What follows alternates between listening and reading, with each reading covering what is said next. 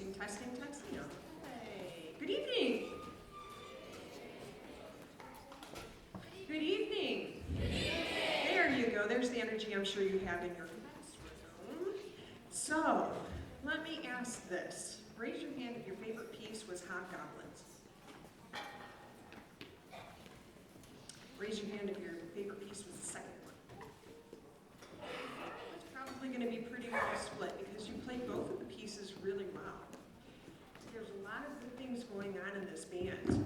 We have an understanding of march style, which is a little bit of lightness in what we're playing. I want to start by going back to your march first, and I want to play the opening, okay? And you'll have to forgive me because I'm not going to direct it the same way that your director is going to direct it. But we're going to give this a little shot. What I want to hear at this beginning, what does the FP mean at the very beginning of the music? Forte piano. Great. What does that mean musically? Good. So the start of the note is forte, and then it's piano. Do you have repeated eighth notes at the beginning? So let's try this. Let's play the first eighth note forte, and we're going to play the second eighth note as soft as we possibly can. Can you do that? All right. We're going to take them slow so that we can make that happen. So I want to hear a forte first note, and then I want to hear a piano second note. Here we go. Ready? And. Good. We're going to play two long tones. Ba, ba, ba. Did you hear the second one? Barely, right?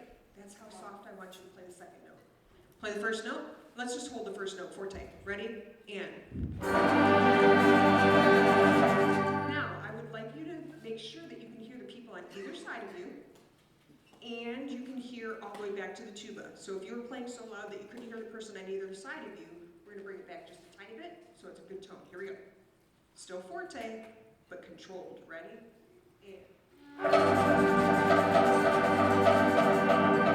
So if that is a level 8 out of 10, 1 to 10, we are now going to play our next note at a 2. Let me hear what a 2 sounds like. Here's a 2. Just hold the note. Make sure there's still enough air to play the right note. Do it again. Ready? And. Show me the 8 again. Ready? We're going to play the 8, and then we're going to play the 2. Ready? And. 8, 2. Now let's play the opening, and I want to hear you play from the 8 to the 2, and then each note's going to get a little bit louder till we're back to the 8 again. Got it? Here we go. 1, 1, 2, ready, and. Do it again. Dee, da da da da, dee, da da da da. Almost disappear on that second note. 1, 2, ready, and. Did that sound different? Now, be careful when you get back to that forte. There's some people that are playing beyond their best tone quality. So you want to make sure that you're still playing to your best tone quality. Do that again. Here we go.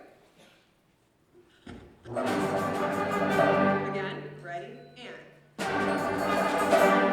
Good. And that dotted quarter goes all the way to what beat? Beat 2. Yeah, beat 2. Da da da dee da da da. Dee da da da da.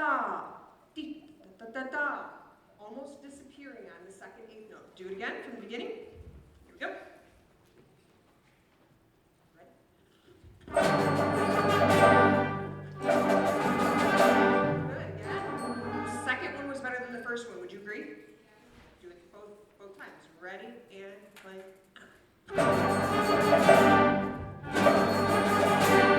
Is that different than you played it when you performed it?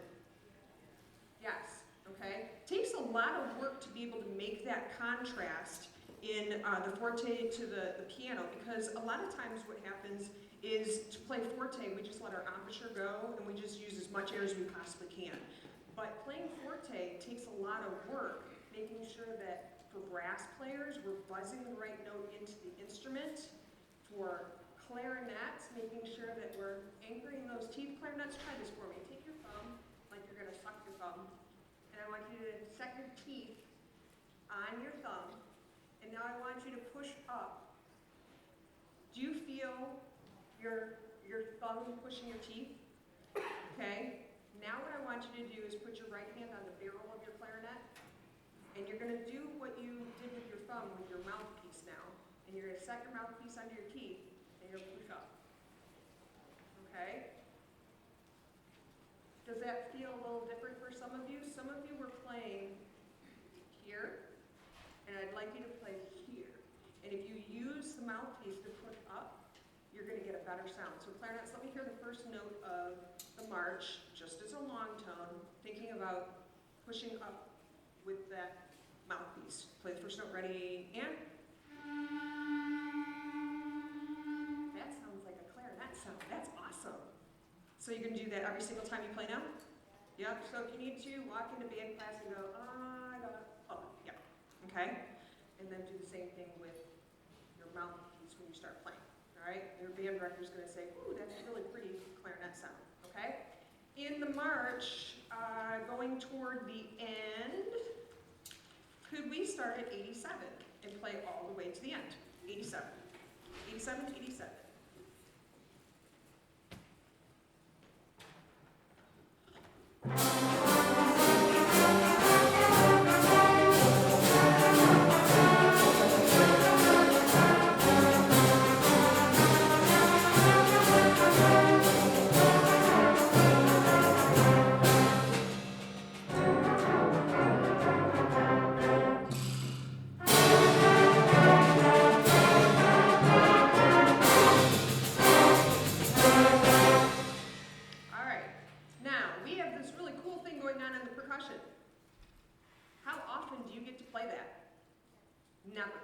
So, why wouldn't you hold the instrument up so we can see the cool thing that you've got going on back there?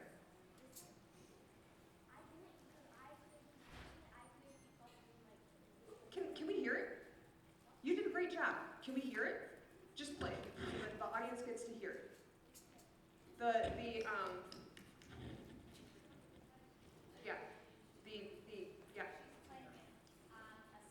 Oh, you're playing it on a stand. Is there any, okay, that's fine.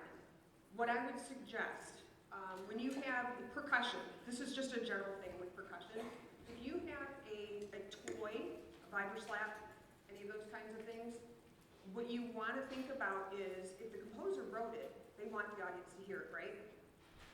So what I always do with tambourine, vibra slap, triangle, hold it up nice and high. Because that way the sound is coming out to the audience and not going into your music stand or back of the people in front of you. So it's just something to experiment with in class. And I know that my percussionists often wanted to play with their triangles hooked on the stand, and it took me a lot to get them to hold instruments up. So thank you. That's one thing. Secondly, in the ending, can I hear the last two notes? Last two notes. And what I would like to hear is do, do. 1, 2, ready, and. Okay, what I heard was do, do, do, ready, and. A little bit of space between the notes. So, play it this way this time. Da, da, da, da, da, da. So play all the 8 notes. Pa, pa, pa, pa, pa, pa, ready, and go. Again, ready, go. One more time. Good. This time I want pa-pa, pa-pa. 1, 2, ready, and. Good. Again, 2, ready, and. Check with your neighbor, make sure they're playing the right note. Again, pa-pa, pa-pa, ready, and go. That was better. This time, you're going to, instead of playing 2 8 notes, you're going to play like a quarter note. Ba, ba.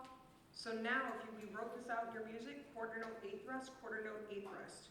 Try it. 1, 2, ready, and. Good.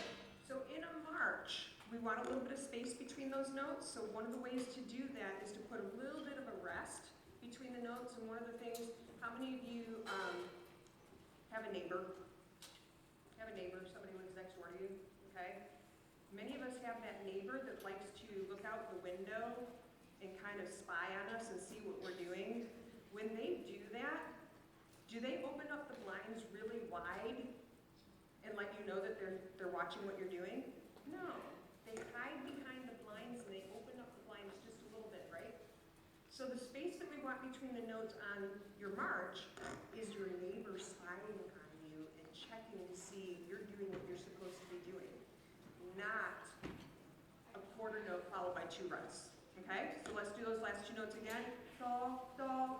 1, 2, ready, and. Nice. And we all agreed on the length, and that's really, really important in a march. In the second piece, let's go to the section where we're adding people. Is that at 42? 42? Okay. So at measure 42, let me hear the group that plays the first time at 42. 1, 2, 3, 4, 42, ready, and.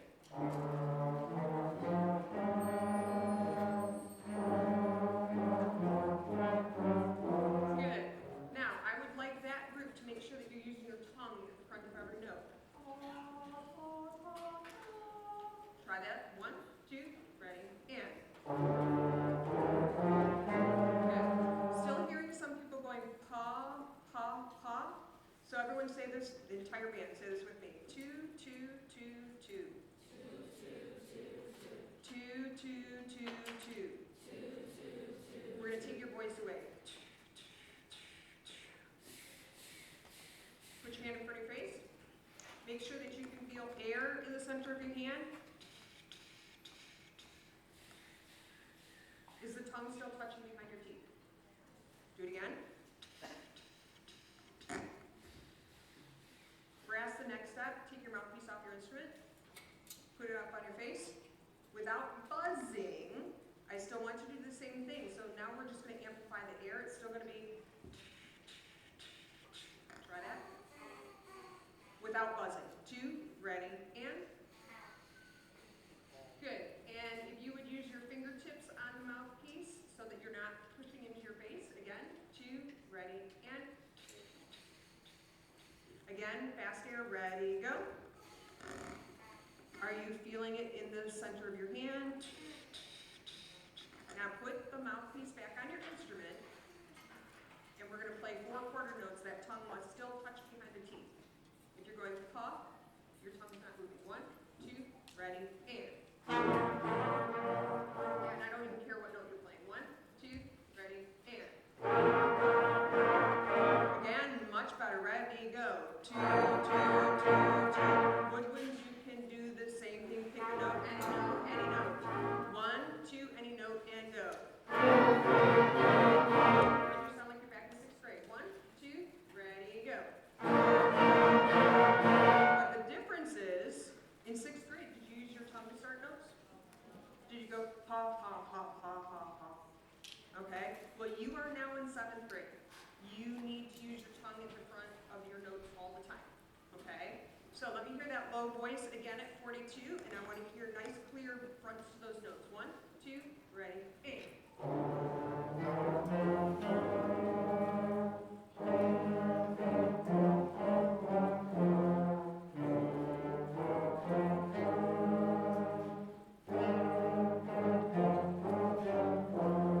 Did that sound better? Yeah. It sounded clean because we were using our tongue at the front. The other thing I'm going to ask this group, check your posture. Both feet flat on the floor. Sit up nice and tall. Because if we don't sit up nice and tall, we can't get the air into our body. Bum, bum, bum, bum. Did your director tell you to breathe after that note? Does the music say to breathe after that note? So I'm going to challenge you to not breathe after that note. Ooh. Here we go. 1, 2, 3, 4, 42, ready, and. No breath. No breath.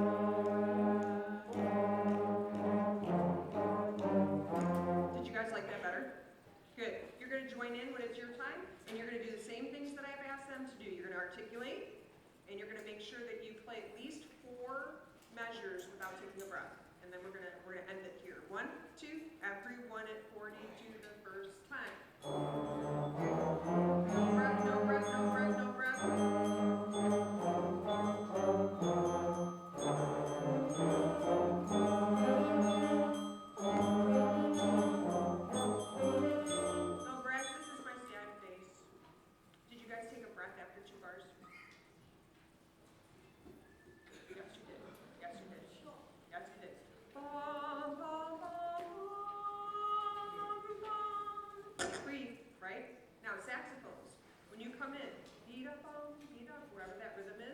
play it nice and strong the first time. I want you to play it softer the second time. This section, each group comes in with something new. If you are the new thing, you get to play louder than the accompaniment when you come in. If a new idea comes in, you're going to get out of the way, and you're going to play softer. Promise me that. Okay? 42. 1, 2, 3, 4, 42. Ready, and. No breath, no breath, no breath, no breath, no breath, no breath. There you go.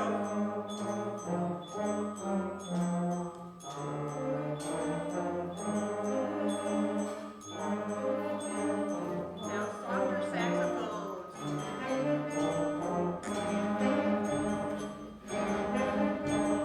Who's the next group to come in? Can you hear the flutes? Can you hear the flutes? Can you hear the flutes? Good. This is very kind of percussion. You did a really, one of the things you're gonna, if you hear the recording, I was getting ready to say something to you about playing accents, and all of a sudden it was like magically I sent that message to you and you played those accents. So I know you know about them, put them there all the time, okay? Percussion, you're doing a really nice job of supporting the ensemble. I've worked with you guys for a really long time because you're doing so many things really well. Make sure that, number one, you remember that what you have is a gift. Making music is something that not a lot of people do. You have a gift in playing an instrument. Don't forget that, and make sure you keep on playing. There's a lot of people sitting out in the audience that probably have said to someone somewhere along the way, I wish I had played an instrument, or I wish I didn't quit. I have never had anybody come to me and say, man, I'm so glad that I stopped playing an instrument. I have students that are in their 60s just learning how to play because they want to be able to do what